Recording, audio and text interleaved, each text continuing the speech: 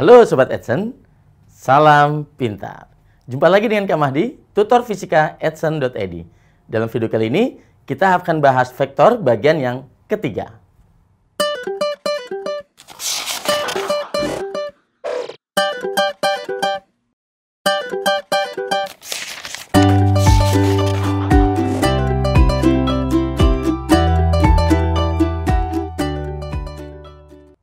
Oke, sekarang kita lanjutkan tentang vektor posisi dan vektor perpindahan. Jadi, jika dalam suatu koordinat kartesius, ini sumbu X, ini sumbu Y. Jika ada suatu titik, ya, suatu titik, misalkan ini adalah titik A, dengan posisi, berarti di sini XA dan YA. Maka bisa kita tuliskan, jadi vektor itu berarti dari sini, kalau kita gambarkan, nah ini berarti kita bisa sebut adalah vektor posisi titik A. Kita bisa tuliskan untuk vektor posisi titik A itu adalah RA, ya. Nah, seperti ini, yaitu XAI, ya.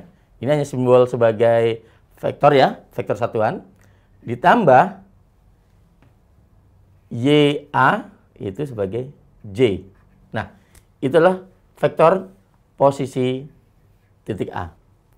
Kemudian, jika ada titik B di sini, titik B, koordinatnya berarti XB, YB, maka ini adalah vektor posisi B di sini. Bisa kita tuliskan untuk vektor posisi titik B, ya, kita bisa tuliskan RB, yaitu XBI ditambah YBJ. Nah, vektor posisi bisa dituliskan seperti ini.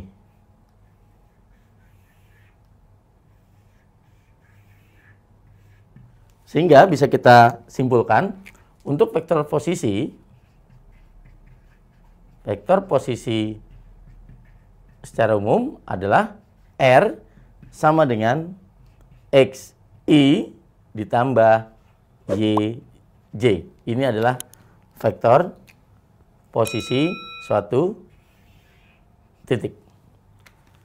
Nah, sekarang misalkan ada sebuah benda bergerak dari posisi A atau titik A ke posisi B dengan lintasannya tidak lurus, misalnya seperti ini. Nah, seperti itu. Maka yang dimaksud dengan perpindahan di sini adalah jarak lurus dari sini ke sini. Itu perpindahan. Nah, itu adalah sebagai delta R. Oke. Nah, jadi kalau kita lihat di sini, maka mendatarnya ini adalah delta X-nya, vertikalnya adalah delta Y-nya. Berarti bisa kita tuliskan untuk vektor perpindahan. Ya, vektor perpindahan. Jadi, untuk vektor perpindahan adalah delta R sama dengan posisi akhir dikurangi posisi awal. Ini adalah vektor perpindahannya.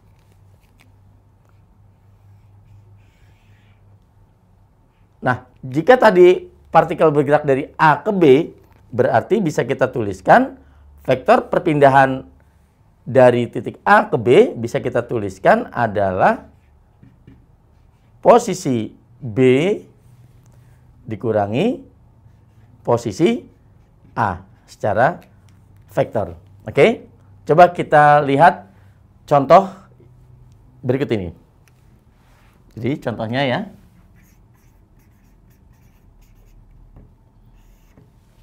Contohnya, jika ada suatu bidang kartesius, di sini sumbu X, di sini sumbu Y. Ya. Ada suatu titik P misalkan di sini, titik P ya, dengan koordinat minus 2,3 ya. Berarti ini adalah vektor posisi P. Lalu ada Q di sini. Ya. Koordinatnya ya. Tadi kan di sini min 2, ini 3. Oke. Ini misalnya 4 gitu di sini. Kita misalkan di sini adalah 6. Berarti di sini 4,6. Maka ini kita sebut sebagai vektor posisi dari Q. Bisa kita tuliskan, berarti untuk RP-nya di sini ya, kita bisa tuliskan karena ini X-nya adalah min 2, berarti min 2I. Oke, Y-nya adalah 3, berarti ditambah 3J. Sekarang untuk vektor posisi Q, yaitu RQ, karena ini 46, berarti 4I ditambah 6J. Oke. Nah, sekarang kalau kita ingin mencari perpindahannya, gitu ya. Misalkan di sini pertanyaannya adalah tentukan vektor perpindahan dari titik P ke titik Q. Jadi bisa kita tuliskan di sini, berarti perpindahannya adalah mula-mula dari P ke Q. Jadi yang kita lihat tuh tidak melalui lintasannya, tetapi garis lurusnya saja. Jadi bisa kita lihat ini adalah garis lurusnya.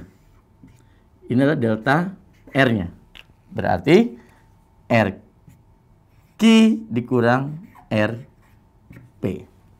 Jadi bisa kita tuliskan delta R sama dengan RQ-nya adalah 4I ditambah 6J dikurang P-nya ini dikurang minus 2I ditambah 3J. Jadi vektor perpindahannya adalah, kalau kita langsung ya, ini adalah 6I berarti ditambah 3J. Nah, ini adalah vektor perpindahan dari P ke Q. Sekarang kita mau mencari panjangnya, panjang vektor perpindahan. Oke. Nah, di sini tadi kita belum tuliskan ya. Untuk mencari panjang delta R di sini, maka sudah terlihat yaitu delta R ada komponen sumbu X yaitu delta X, ada komponen vektor delta Y. Maka untuk mencari besarnya itu adalah kita menggunakan rumus Pitagoras ya. Jadi delta X kuadrat ditambah delta Y kuadrat. Nah, ini adalah besar perpindahannya ya. Besar perpindahan. Berarti kalau kita di sini tentukan vektor perpindahan dari titik P ke Q cukup sampai sini. Tapi kalau kita misalkan ingin mengetahui berapa besar perpindahannya ya. Tadi ini adalah vektor perpindahannya. Kalau kita inginkan besar perpindahannya, itu kita gunakan delta R sama dengan ya besar delta R nih. Sekarang kita lihat rumusnya ini. Delta X kuadrat ditambah delta Y kuadrat. Berarti akar dari delta X-nya adalah 6, berarti 6 kuadrat ditambah 3 kuadrat. Di sini 36 ditambah 9 itu akar 45. Nah, 45 itu akar 45 adalah berapa? 3 akar 5. Jadi besar perpindahannya adalah 3 akar 5. Jika vektor berada pada 3 dimensi, jadi pada sumbu X dan sumbu Y dan Z, jadi jika 3 dimensi, ini adalah sumbu X, ini adalah sumbu Y, ini sumbu Z. Sumbu Z itu, sumbu X dan sumbu Y itu saling tegak lurus ya. Saling tegak lurus di sini. Nah, seperti itu. Karena nggak mungkin ya kita bisa bikin sumbu Z begini, keluar gini ya, nggak bisa ya. Oke, jadi makanya diarahkan seperti ini. Nah, maka kalau untuk vektor satuan X tadi kan sudah, yaitu I. Kalau untuk vektor satuan Y, yaitu J. Nah, maka untuk vektor satuan pada sumbu Z adalah K. Jadi, nanti untuk vektor, suatu vektor, jadi untuk vektor posisinya, maka R-nya bisa kita tuliskan sebagai XI ditambah YJ ditambah ZK. Nah, ini adalah untuk vektor posisinya. Gitu ya. Untuk vektor posisi. Sehingga untuk vektor perpindahannya nanti seperti ini, vektor perpindahan berarti delta R di sini karena perpindahan itu adalah R2, delta R itu adalah R2 dikurang R1 ya. Maka bisa kita tuliskan untuk vektor perpindahan secara lengkap adalah X2 min X1 I ditambah Y2 dikurang Y1 J ya, kalau ada 2 titik kan itu, ditambah Z2 dikurang Z1 K. Nah, ini adalah untuk vektor perpindahannya. Nanti untuk besar perpindahannya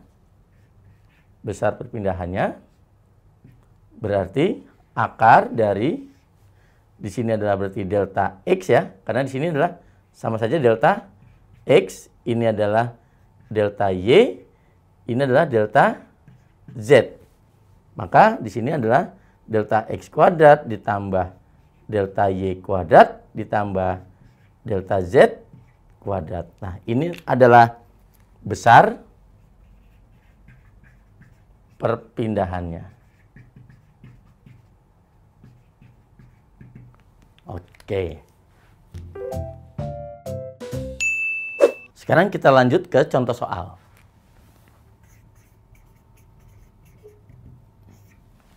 Ya. Diketahui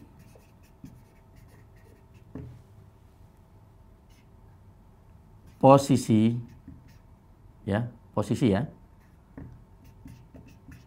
titik A itu adalah 2 min 1 3 dan posisi titik B misalnya di sini 0 4 dan min 2. Pertanyaannya, tentukan vektor posisi titik A dan titik B. Oke. Ini yang pertama. Yang B, tentukan perpindahan